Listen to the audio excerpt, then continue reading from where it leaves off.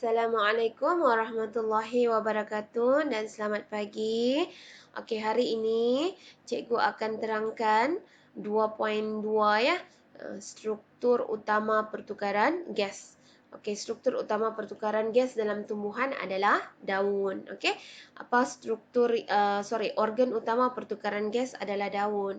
Kemudian struktur yang ada pada daun yang membolehkan pertukaran gas itu berlaku adalah stoma ataupun liang stoma. Liang stoma ni dia banyak di permukaan epidermis bawah daun. Di permukaan epidermis bawah daun. Kenapa dia di bahagian bawah daun lebih banyak? Sebab untuk mengurangkan kehilangan air secara transpirasi. Okey, stoma ni dia diapit oleh sepasang sel pengawal ya. Okey, kadar bukaan atau penutupan stoma adalah dikawal oleh sel pengawal. Sebab tu namanya sel pengawal.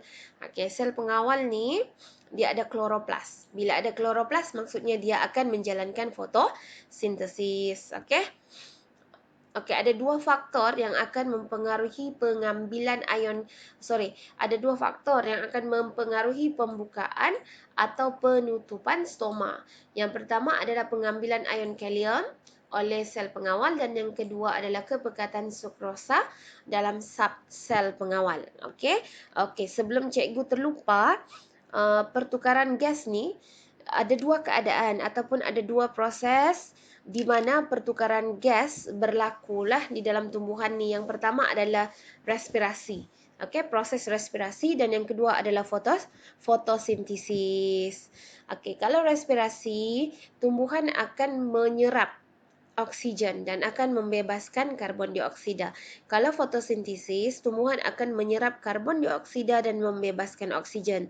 So, itu adalah beza respirasi dan juga fotosintesis. Okey? Okey, ini cikgu skip. Okey, tengok yang ini ya. Okey, ini adalah mekanisme pembukaan liang stoma. Okey, sebelum cikgu terang mekanisme ni, kamu kena tahu satu benda ya. Dinding sel ni, bukan epidermis, dinding sel di bahagian dalam ni dia lebih tebal dan kurang elastik. Yang ini lebih tebal dan kurang elastik, manakala yang di bahagian luar ni dia lebih nipis. Okey, dia nipis dan lebih elastik. Okey, sebab itu bila air meresap masuk ke dalam sel pengawal ni kan dia akan mengembang. Tapi kadar pengembangan yang di bahagian dalam dengan yang di bahagian luar ini tidak sama. Kenapa tidak sama? Sebab dinding sel di bahagian dalam ni dia lebih tebal dan dia kurang elastik. Yang di luar ni dia mengembang lebih banyak daripada yang di dalam sini kerana dia punya dinding sel itu nipis dan lebih elastik. Jadi oleh sebab yang di luar ni dia mengembang lebih berbanding dengan yang di dalam, jadilah dia melengkung macam ni. Kenapa dia melengkung macam ni? Sebab pengembangan di luar lebih berbanding dengan yang di dalam. Kenapa dia mengembang, yang ini kurang mengembang? Sebab dinding selnya lebih tebal. Okey, faham kan?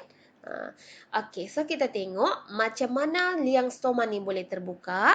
Okey, mula-mula sekali, ion kalium ni dia akan masuk ke dalam sel pengawal. Okey, kalium ni akan masuk ke dalam sel pengawal.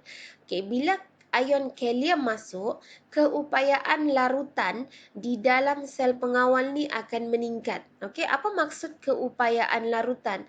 Maksudnya, zat-zat terlarut di dalam sel pengawal ini akan meningkat. Kenapa meningkat? Sebab ion kalium masuk ke dalam sel pengawal. Okey?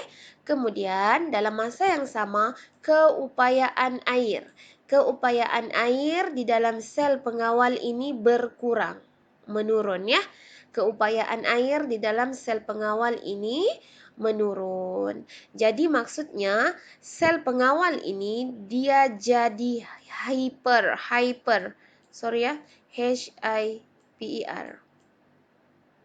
hypertonik. Okey? Sel pengawal ini dia jadi hypertonik berbanding dengan sel-sel yang berhampiran. Jadi, air daripada sel-sel epidermis Okey, sel-sel epidermis di sekitar ini akan meresap masuk ke dalam sel pengawal secara osmosis. Okey?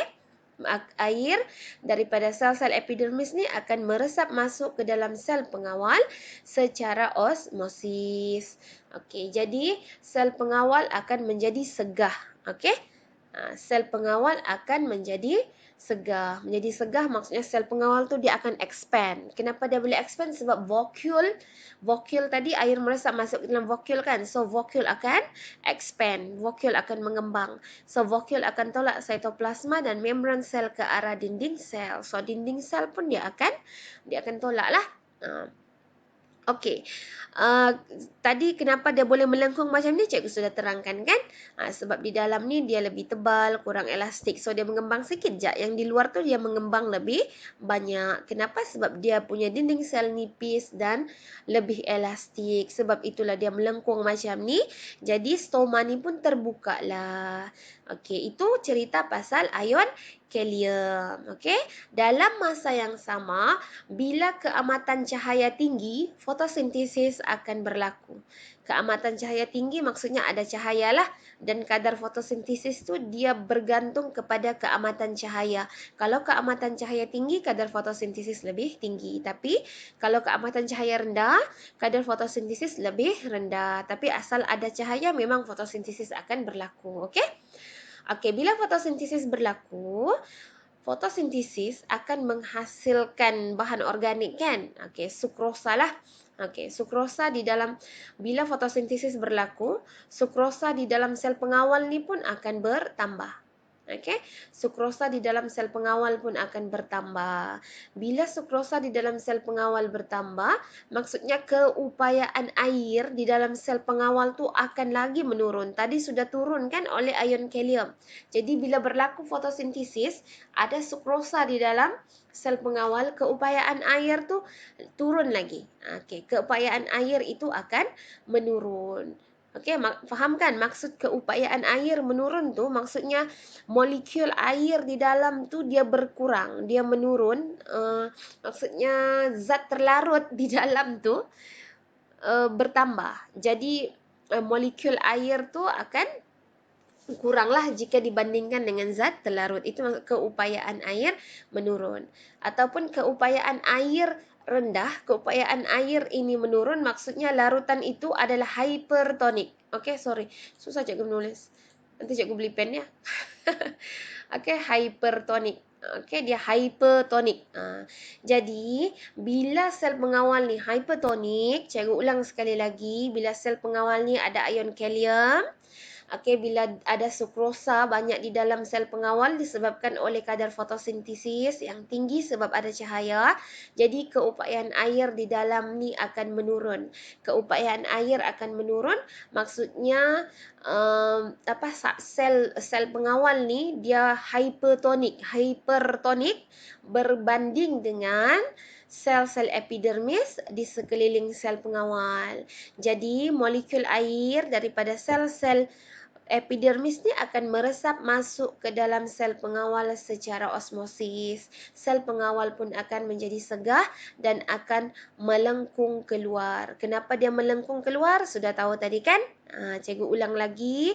Bila sel pengawal ni segah, dia melengkung keluar sebab dinding sel di dalam ni dia tebal, dia kurang elastik. Yang di luar tu dia nipis dan lebih elastik. So bila air meresap masuk dinding sel pengawal ni jadi segar, sel pengawal ni dia akan expand, dia akan mengembang. Jadi kadar pengembangan di luar lebih banyak daripada di dalam sel. Sebab tu dia melengkung. Boleh kan?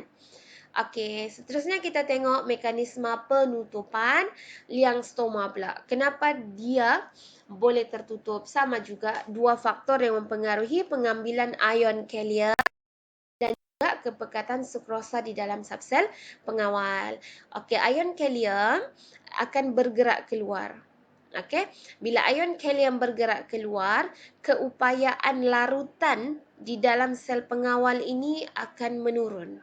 Maksudnya zat terlarut dalam sel pengawal tu berkuranglah. dalam masa yang sama keupayaan air. Keupayaan air sel pengawal ni akan meningkat. Okey, keupayaan air sel pengawal ni akan meningkat. Kalau keupayaan air sel pengawal meningkat, maksudnya sel pengawal ini adalah hipotonik. Okey, hipotonik. Hipotonik berbanding dengan sel-sel epidermis di sekeliling sel pengawal. Okey, keupayaan air tinggi maksudnya sel pengawal ni adalah hipotonik terhadap sel-sel epidermis di sekeliling sel pengawal. Jadi, apa yang berlaku? Air daripada sel pengawal ni dia akan meresap keluar dari sel pengawal ke dalam sel-sel epidermis di sekeliling sel pengawal. Okey? Air keluar. Okey, dalam masa yang sama tanpa kehadiran cahaya. Malamlah biasanya kan, kalau tidak ada cahaya, so fotosintesis tidak berlaku. Jadi kepekatan sukrosa di dalam sel pengawal akan menjadi rendah.